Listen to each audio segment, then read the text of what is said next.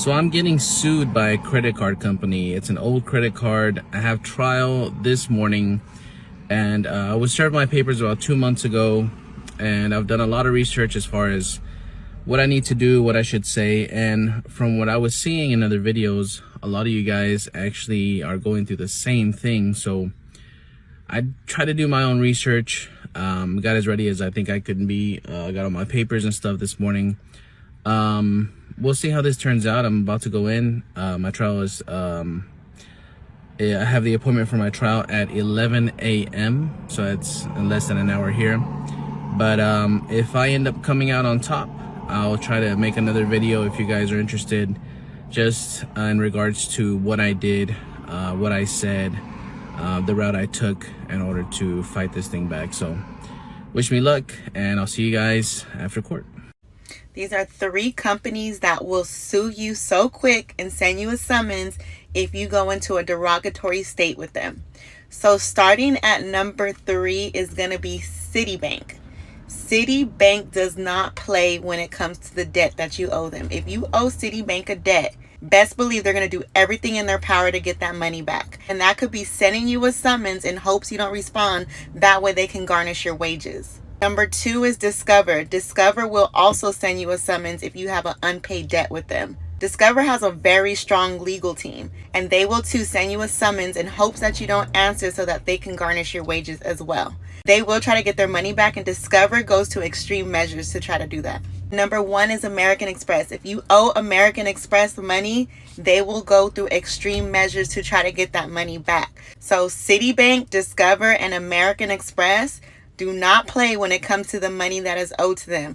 They will do the most to try to get that money back, and that will be taking the money from your paycheck, just snatching it out so that they can get paid back. If you have defaulted with any of the 3, make sure you work it out with them. That way they don't snatch it out of your paycheck. If you want to hear something really totally embarrassing for me, I was supposed to have a court date today.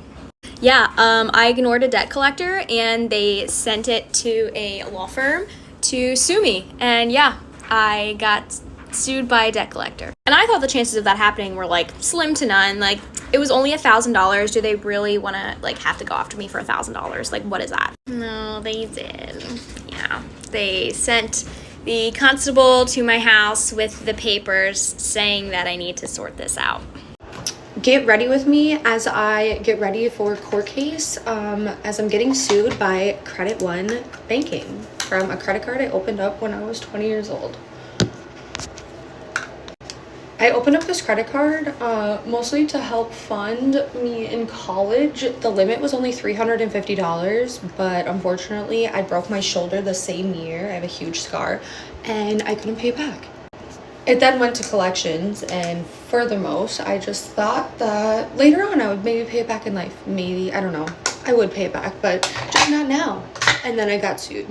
I'm telling you guys, Navy Fed and American Express, they are not playing with you. Here I am, again, here's the courthouse.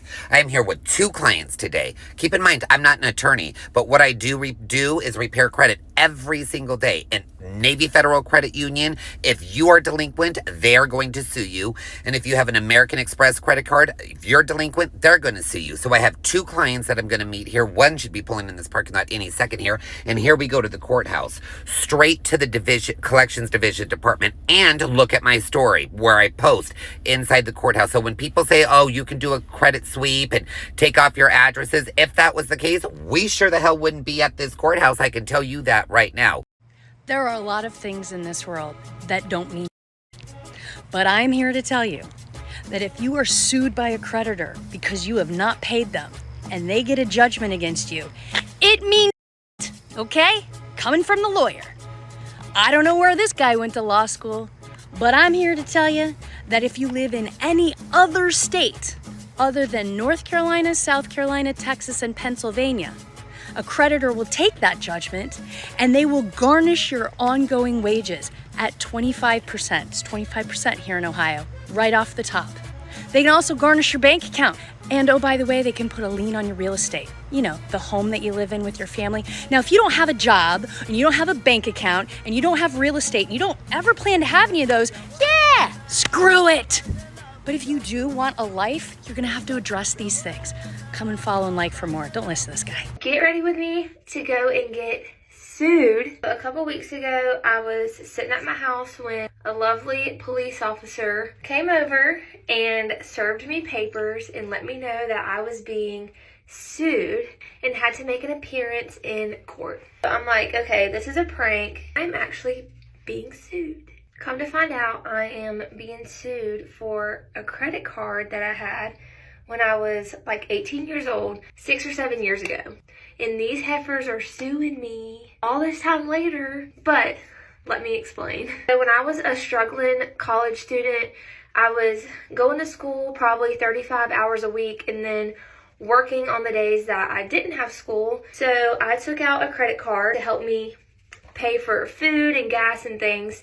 And then life happened. I've had 2 kids since then. This credit card is literally in my maiden name. And I'm gonna be so for real with y'all. I forgot that this credit card even existed. I just completely forgot about it and stopped making payments on it. Papers right here are my summoning to court for my lawsuit. Update on how I'm being sued. Okay, so I'm gonna say the credit card. I signed up for a credit card and it helped me at the time, but screwed me over now. So I'm gonna do like a whole story time on this, but basically at the time where I was moving out, I had to pay a lot of money in taxes because of my old job, which love that. The government took a lot of money from me because of unemployment, but it was wrongfully taken.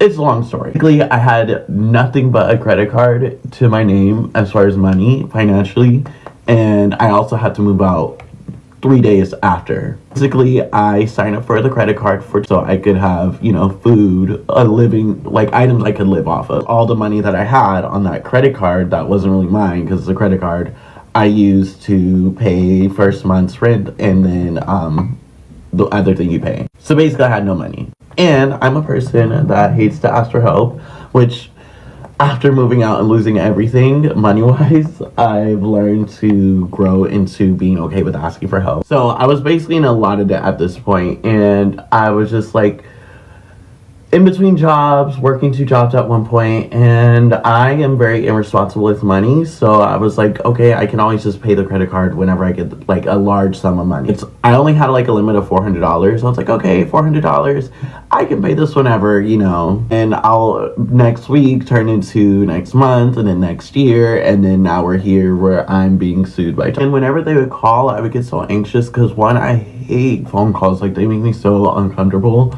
So whenever they would call, I'm like, oh God, they're here to get me, blah, blah, blah, blah, blah. Let me just not answer because that's like the best answer, which it's not. So if you're ever in this situation, just answer the phone. And I'm still, just answer the phone. They're just trying to get their money and they're not trying to like get to this point. Basically what happened was they went to my mom's house and gave her the letter because my address was there when I signed up for the card. And like this whole week I've been panicking because I'm like, well, I gotta go to court. I don't know how the hell to go about doing that at all. But yesterday I went to my mom's house and was trying to work things out. I called like 4 different places to try to like figure out how to do this because I've never been in a situation. And I was panicking, and then I finally just called the number.